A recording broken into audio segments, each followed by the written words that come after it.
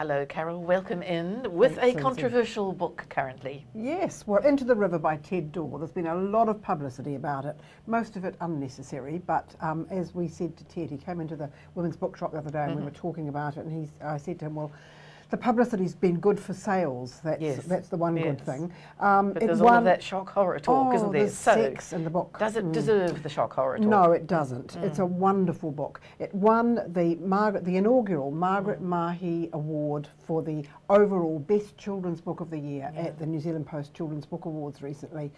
Ted Dawe's a lovely man. He's a teacher.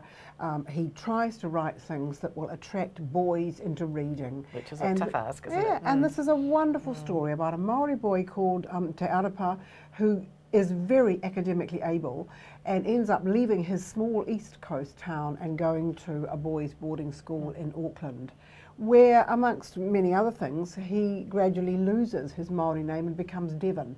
Now, there's no rules, no written rules or spoken rules about that. It's just an unspoken social assumption that he's going to get on better if he's Devon rather than Te Arapa.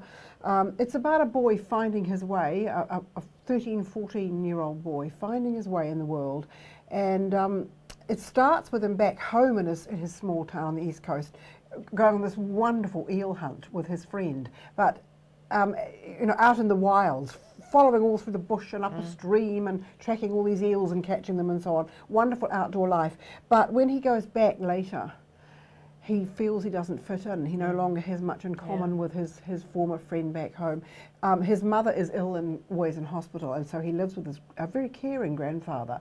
But it's the life at that boarding school that the novel explores. The bullying, the really tough life, the seniors being really hard on the juniors, the unfairness of it, and you have, as a reader, this absolute sense of indignation about the injustice that is, perpetrated on these young fellows when they first get there. But he holds his own because he's academically very able, but he's just quite lost in terms of socially and so on where he fits in. He becomes really good friends with a boy who's into drugs. So the sexual content which people have been talking about, I think the problem is that when you think children's book, you think it's, you're thinking picture books and bedtime stories, and it's not that sort of book. This is a young adult book. Which is, as a bookseller, how do you define young adult?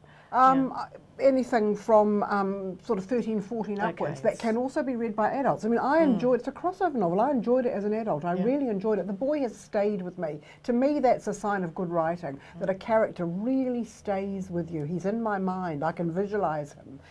The sex is in context, perfectly appropriate. It's an experience he has. It's not necessarily a nice experience, but it's an experience he has, and all 14 and other teenage boys are interested in sex. So to me, it's not shocking at all. You have to read it in context, and I think the unfortunate thing that's happened is that some people are extracting just the two sex scenes and reading them in isolation, which is not appropriate. They need to be read in the context of the whole story. So well worth the pricey one? Oh, absolutely. It's a wonderful book. Great stuff. Thank you, Carole Beu.